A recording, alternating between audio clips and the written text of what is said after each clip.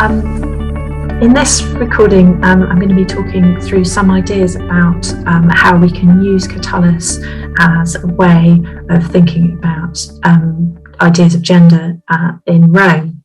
And I think I should just say, because this is such a sort of contested area in our modern life at the moment, that my intention is not to offer any kind of politicised reflections on current debates, particularly about ideas of gender self-identification, although actually some of the language that is used and some of the ideas that are coming up will find, should we say, echoes in what I'm saying. But I'm just underlining, I'm not trying to make a political point about current ideas. Rather, I'm just trying to show how something which is of present interest to a lot of people might offer a way into thinking about certain aspects of Catullus. I'm going to start off very briefly with some working definitions of the difference between sex and gender, which is, again, trying to be careful here. Some people still dispute, but is kind of generally upheld in modern discourses on this subject, where sex is basically the physical characteristics of males and females, whereas gender is a kind of socially constructed reaction to those physical characteristics, if you like, and a set of norms of behaviour, dress, assumptions about inner lives, and so on, which can vary from culture to culture.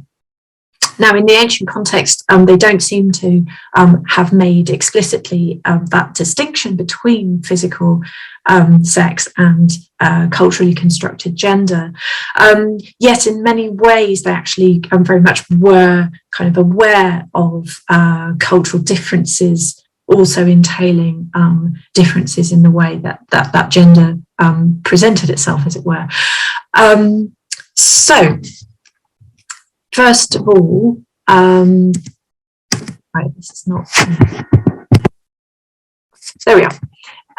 So I'm going to start again with some generalising about Roman gender, which I'm sure you're all aware of, these sort of broad brush things that they, of course, in ancient Roman culture as now, the different expectations of behaviour between men and women. However, in Roman context, of course, the legal differences in legal status were very much more emphatically clear than nowadays.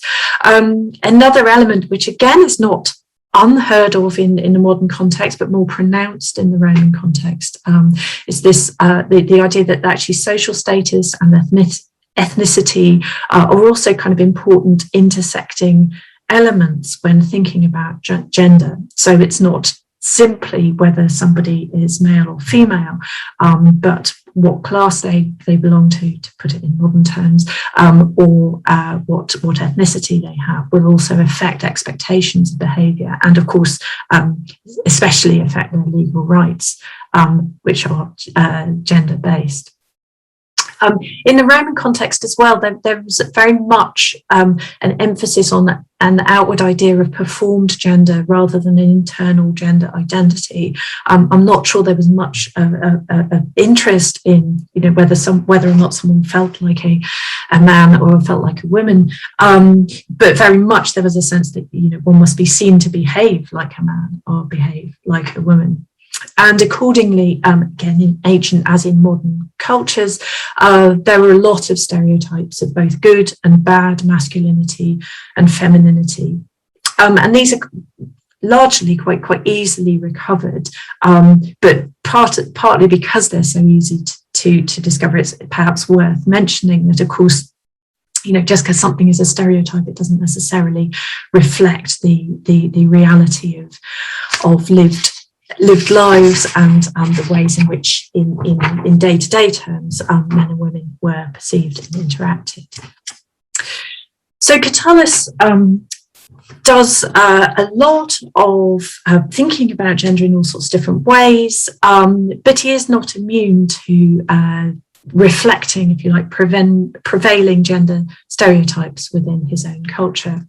And in some ways, some of these are, again, quite similar to ideas that we have still persisting within our own culture today. So, for example, on the positive side, if we're looking at the good bits about Lesbia, the presentation of her as being superlative, amazing, goddess-like, supremely beautiful, and also having a certain softness to her, is sort of, kind of, it's a nice thing to say perhaps about a woman, but it's actually also very much conforming to that particular stereotype that, the best women are in some sense kind of almost untouchable, kind of magical beings, which is a bit annoying for actual women. Conversely, when Catullus is saying bad things about Lesbia, again, he very often dips into the stereotype of bad women. So, if you're not a beautiful, shining goddess-like figure to be adored, you are the worst kind of dirty prostitute standing around street corners. So here, sort of one of the various moments where Catullus uses this kind of stereotyping in poem 58. Catullus, our Lesbia, depending on who you think Catullus is, and who Lesbia is for that matter, that Lesbia whom alone Catullus loved more than himself and all his friends and relations, now at the crossroads and in the alleyways, sucks off perhaps the great-hearted grandsons of Remus. And this is very similar, for example, in poem 11, towards the end, the penultimate stanza, again talking about Lesbia's behaviour as a sort of sexually voracious and really quite unpleasant character, contrasted with this sort of amazing pure love that Catullus had felt for her. There is some this just a kind of small point on poem 58. There's some debate about quite what the verb glubit refers to. There's clearly some form of sexual activity. There's quite a lot of people think that it refers to oral sex, and that is particularly, in the Roman view of things, particularly degrading kind of behaviour, and that would obviously fit with the general tone that's present here. Now, even when Catullus isn't being quite so harsh about Lesbia, he still can have a tendency to these sort of generalizations, which again, from a modern perspective, we would say are tipping over into misogyny. So poem 70, obviously a poem about disillusionment, and one can talk about all sorts of other ways in which emotions are portrayed here. But from the point of view thinking about gender, this does seem again to be tipping into a sense that, women are like this. So my woman says she'd rather marry no one than me, not if Jupiter himself were to propose. She says so, but what a woman says to her eager lover ought to be written on wind and running water. Now, one doesn't often look to Greek poets as a sort of antidote to misogyny, but in this case, this poem of Catullus does seem to look quite clearly to a Callimachus epigram, which I put also on this slide. Callignotus swore to Ionis that he would never hold another man or woman dearer to him than her. He swore, but it's true what they say, that the oaths of lovers have not the power to enter the ears of the immortals. Now, in this instance, what we actually have in the Callimachus thing is a much more general and non-gender specific idea that lovers tend to make promises they don't keep, and that the gods don't really regard lovers' oaths as binding in the same way as normal oaths or other oaths would be. Whereas for Catullus, he has made this very clearly gender specific.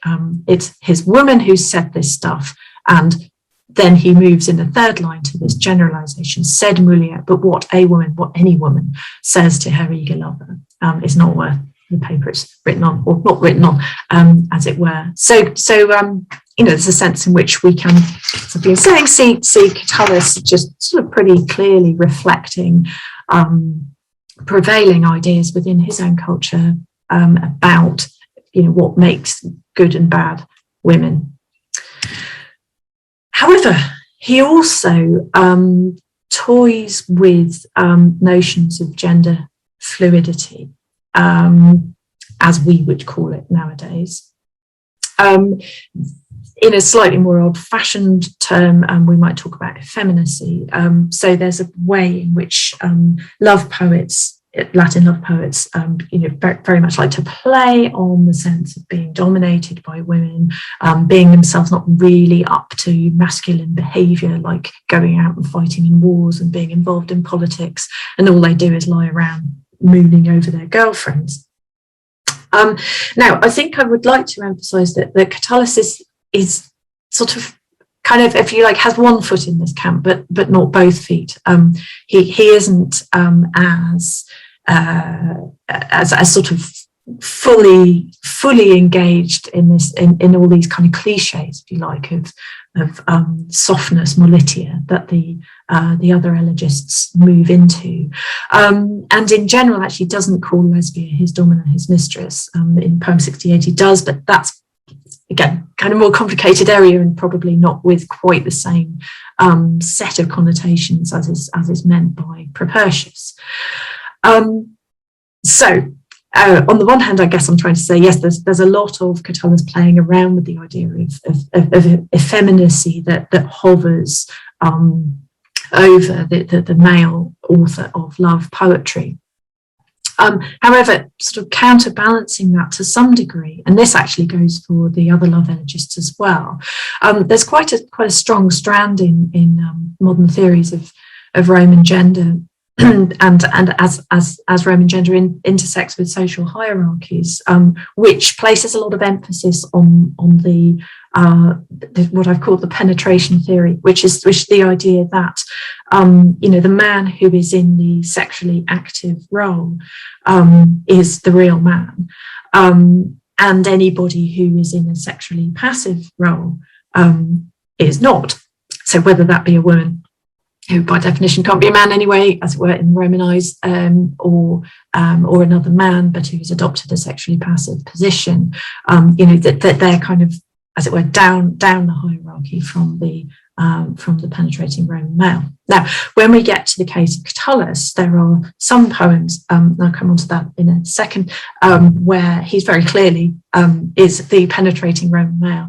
When in a lot of his poems where he's talking about his love for Lesbia and indeed for Juventius, though, it's a bit less clear quite what sexual activity he's getting up to. So his poems, his famous Kisses poems, again, plenty of other things to talk about with those, but one aspect that one might think about is kind of, as it were, what is the status of kissing as opposed to full penetrative sex in Roman culture. And there's some evidence to some of which comes from Catullus, in fact, to argue that the Romans felt that spending a lot of time kissing rather than engaging in sort of the more manly direct sexual activity was itself actually kind of not really very manly, and in other respects as well. Of course, we can see. For example, the way in which Ariadne in the 64th poem echoes so many of the words and the phraseology and the attitudes that Catullus has expressed in his disappointment in love with Lesbia. When Ariadne is abandoned by Theseus, she sounds very like Catullus, and that of course can flow both ways and therefore make Catullus seem even more feminized than he might have been before. So, as I've said, toying with gender fluidity, there's some sense of Catullus being kind of soft, kind of emasculated, and yet also at the same time the possibility that he is actually really quite a big a man who plays the game as men should.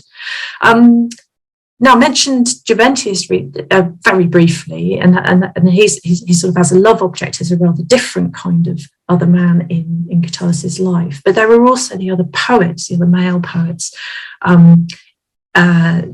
to whom Catullus refers. And our poem 50 again is a very interesting one, and I've just quoted part of the early part of that on this slide, where we kind of seem to get this notion of a kind of overlap between what it is to be a poet, what it is to have the joy of sharing your enthusiasm for poetry with another poet, and ideas about love and sex, and how all of these things kind of intertwine to create a persona, and part of that persona is the idea of the gendering going on.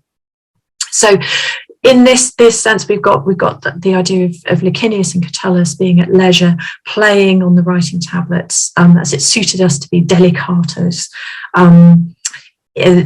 which I've translated as dainty, but can often kind of refer to actually to the idea of being sexually passive in a kind of homosexual relationship, and playing about and having this mutua, redens mutua. This sort of obviously is partly about, well, overtly about an exchange of verses, but also the sense in which this might be a kind of a sort of sexual kind of mutual, giving each other pleasure in that kind of way. Now, I think it's quite common, and in some sense not at all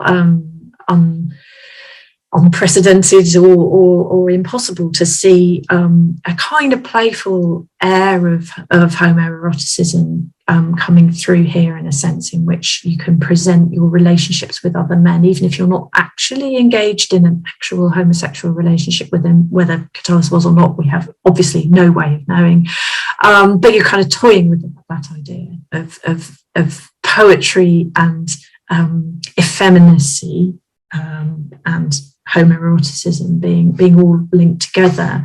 But I think a kind of another, not even an alternative way, a kind of parallel, additional way of thinking about this is also to reflect on language. Catullus, I think, is very interested in the sort of cultural baggage that different words have, and the way in which, if you like, with a limited vocabulary and a massive range of emotional and cultural and ideological kind of things at stake, the same words can mean very different things in different contexts, and there's a way in which he's quite interested in kind of playing around with, well, what do you think this means, as it were? Do you think this means that we're a bit soft and effeminate, or is it actually that we're finding a different way of being masculine together within our poetry, which is an alternative to the Roman models, but we just don't have the language to describe it, a separate language to describe it. Now, so that was sort of Catullus being as it were, potentially seems a little bit kind of effeminate and soft in relation to being a poet. However, he also has a sort of very vigorous, notoriously vigorous defence of both his life and, in the sense of his poetry, in poem 16. Now, for obvious reasons, this is not going to be on the A-level syllabus, and I think clearly one would need to, if one was going to discuss this at all with students, it needs to be done delicately. But there are, putting aside the sort of awkwardness of talking about what Catullus threatens to do to Aurelius and Furius in this poem, there's some really quite interesting elements within poem 16, which enable us again to think a bit more about precisely this idea of the language that is used to talk about sex and to talk about gender identities, and kind of how they fit the subtleties of precise situations that we're talking about. So here I've sort of given a truncated version of the poem, but you've got Catullus saying, in essence, you think because I write a lot about kisses, I'm not a real man. Well, I'll show you I'm a real man by raping you, Furius and Aurelius. Now, on the one hand, there's a sense in which he's talking about is kind of saying, well, in poetry I can do this, and in life I do that. But the fact that this is contained within a poem, of course, is inevitably going to kind of explode that as a clear dichotomy. So actually, within a poem, I can talk about writing poems as a very aggressive and hyper-masculine act like this, as well as a poet writing poems about kisses, which you might think is actually a kind of rather effeminate thing. So, and with it, also within this poem, you've got this idea of Forrest and Aurelius assuming that Catullus is Marlow Marum, not a proper man, because of the stuff that he's written, and that I think is easily translatable.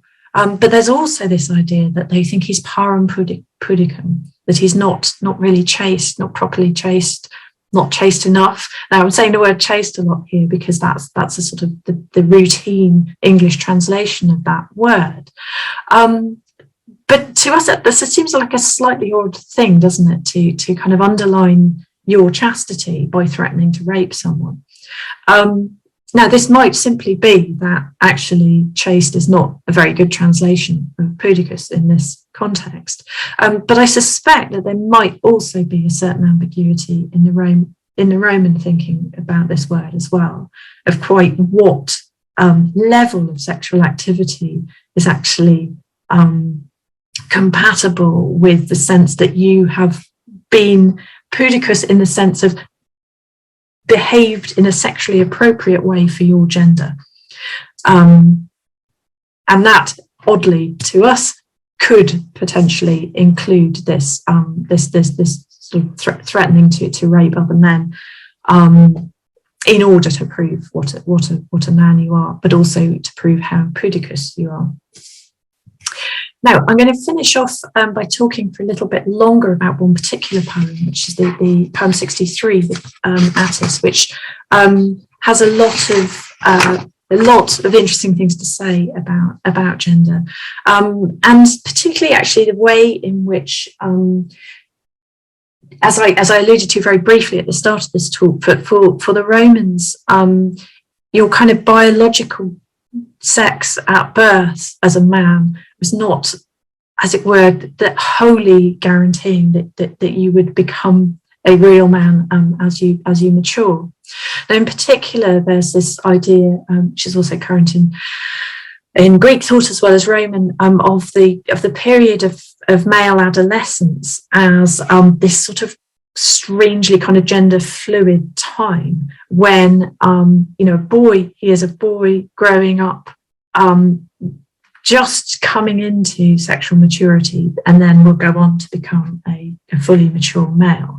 But at that point where he's sort of switching from child to adulthood, he becomes actually kind of a slightly feminized or even very feminized figure, and as such becomes a kind of object for the erotic interest of fully fledged males.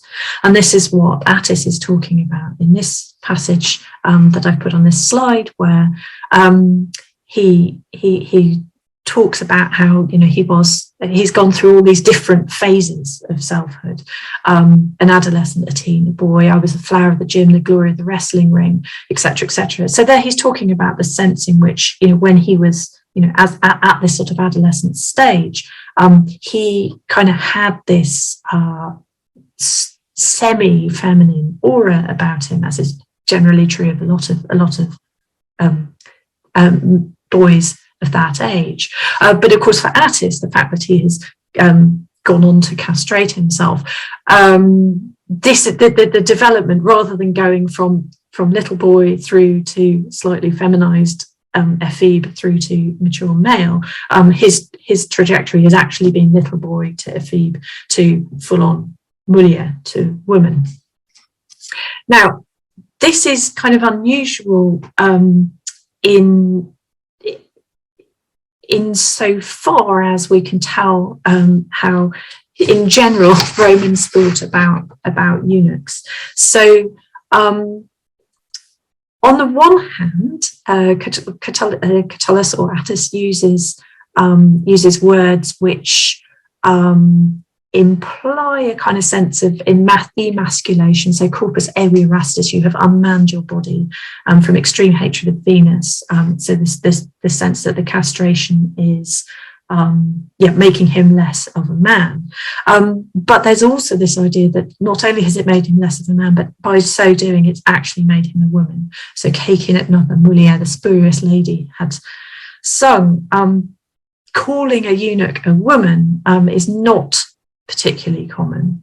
One might contrast Ovid talking about the eunuch Bagoas in Mores, where he explicitly says he is nec vir nec femina, neither a man nor a woman.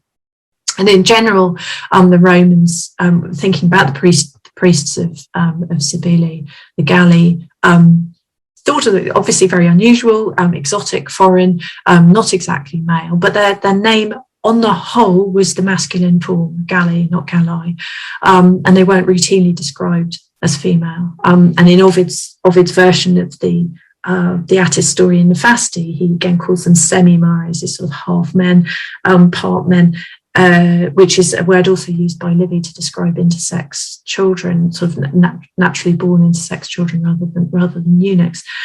So just to underline this point, this emphasis on the femininity rather than effeminacy of Attis is quite marked in Catullus 63. What I've done here with hopefully you will realise is intended ironical colour coding of masculine and feminine words, shown how through the 63rd poem we actually get a kind of flipping about between words describing Attis in masculine form and words in feminine form. Now, on the whole, these fit a pattern where Attis in his pre-castrated state is a he, Vectus Attis, line 1, for example, and in the post-castrated state, rather, is a woman, adorta est tremebunda, furibunda comitata, etc. However, you get, even so, some returns as the poem goes on to the masculine forms. And again, these tend to reflect when either the poet or Attis himself or herself is looking back on the pre-castrated sense. So ego in line 51 there, ego quam miser relinquens, how wretched I left home. So he's left home, and at that point he's not yet castrated, so it still makes sense to talk about himself in the masculine. Then in that list of forms that he has taken on during his life, which I mentioned in the earlier slide, again, you've got this sense that he's starting off emphatically with her. It's very difficult. Present state as a woman, ego mulier, then uses the word adolescens, which can refer to either male or female, and then your masculine words, ephebus and puer. So anyway, there are some other examples again of that on this slide. I'll just draw attention now though to firstly to line 69 to 70. Will I be a Maenad, I only a part of myself, I a barren man? Because this actually is in some ways a slight bucking of the trend of the pre-castration, post-castration divide between masculine and feminine. Because at this point, Attis is actually looking towards the future and is saying, will I be a feminine thing, a Maenad? It so happens also that the Latin word for part is feminine, so you've got part of myself. I've given that a kind of half pink highlight, but then going into the masculine, vir sterilis, a barren man. So he may be barren, not a full vir in the sense of being able to produce children, but nevertheless still a vir. So he still potentially at that point can envisage him, herself as not fully female. There's a lot of confusion there. There is furthermore, though, textual confusion in this poem. Now, I think on the whole, probably at A level, one's going to steer clear of sort of full-throated discourses and excurses into textual critical approaches to Catullus, however interesting those might be. But I think in this case, it's actually quite an easy way of introducing students to this concept that actually the texts that we have from the ancient world aren't necessarily the texts as were originally published. Furthermore, this also gives us a kind of really neat potted insight into how actually the decisions that an editor makes are very much actually linked to literary interpretation, as much as some sort of scientific recovery of the original thing. In some cases, it is a more scientific thing, but in this instance, like, do we talk about hunk or hank? Do we talk about tenorum or tenoram? That this is actually bound up in kind of what you think the poem is doing with these gendered forms. Whether it actually works better to have sort of even more confusion, as it were, between Attis's gender as masculine or feminine. Personally, I quite like that. I think that kind of sense of it being very unstable, rather than a very clear masculine followed by a very clear feminine. I think actually fits the sense of kind of chaos and madness that is presented within the work. A final point or set of points, I suppose, on Attis, though, is that, again, kind of coming back once more to the idea I was talking about earlier about how his the moment where he has castrated himself is sort of closely bound up in his or her mind with the transition from childhood to adulthood. We can see other elements within the poem where he or she might be talking about the decision to self-castrate, not simply as a kind of a madness induced by religious frenzy, which is of course one way in which it's presented, but also as a reluctance to enter into the expectations presented by sort of conforming to gender in the ancient way. So where in line 33 she is compared to an unbroken heifer avoiding the weight of the yoke. This is language which is closely echoing sort of stereotypes or images of unmarried girls as being as yet unyoked domesticated animals. And there is a sense in which, here we've got, again, a confusion of gender categories, so that Attis is a bit like a woman avoiding marriage rather than a man avoiding marriage, but the way in which he avoids marriage is to emasculate himself and therefore become more like a woman. And this is sort of broadly speaking the kind of interpretation, for example, that Marilyn Skinner put forward in her very famous piece on Catullus 63, well, particularly on Catullus 63, as well as other bits. Catullus transforms Attis's rejection of his prescribed adult sexual role into an irrevocable abdication of male cultural responsibility. And it may be that at the end of the poem, where we get this prayer from the narrator to Cybele to sort of keep this madness far away from him, that what we get sort of concomitant to that is this idea. It's not just I don't want frenzy, but I also want my domus, my home, to be the more standard version of the Roman home, where you have your kind of clear gender categories, your paterfamilias, your materfamilias, where these sorts of kind of weird confusions of gender are not present. Conversely, though, there are a lot of interpretations of Catullus 63 which actually argue to a greater or lesser extent for an identification between Catullus and Attis.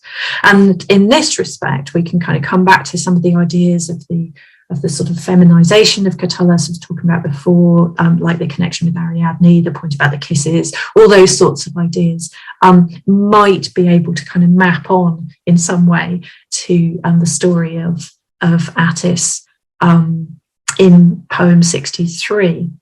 Now, with the years, this has sort of moved from, like with Harkins in the 50s, to kind of an attempt to map very schematically these connections between Attis and Catullus, which, to be honest, nowadays doesn't seem all that convincing, through to Forsyth's idea of, well, actually, we're not, we don't need to talk about total correspondence, but we're talking about a sort of psychological experience which is described in kind of, as it were, metaphorical terms through Attis's self-castration, through to a still more kind of skeptical stance, where Nauta in 2004 is kind of saying, yeah, look, okay, we can see how in broad terms this is talking about rationality and irrationality in the ways in which those might kind of map onto different modes of interacting in society. But to say that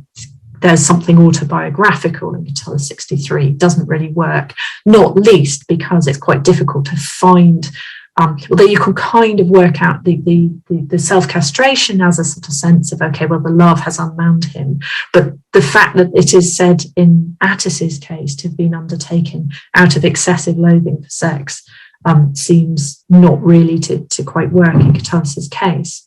But I brought up these three different ways of thinking about the links between Attis and the poet, just again to sort of illustrate the way in which it's a very rich poem for students at A level to be thinking about, because it's a sort of very good illustration of how there isn't a single meaning to a poem.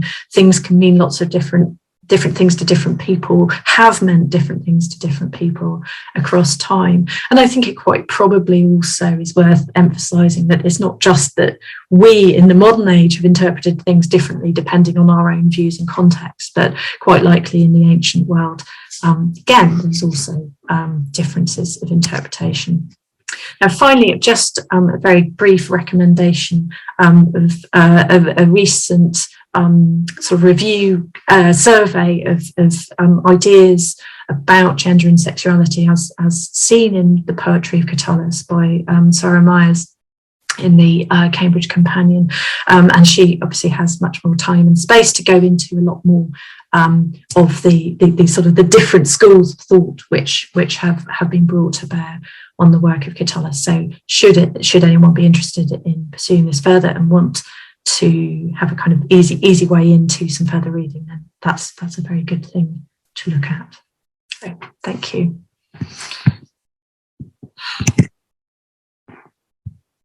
Right.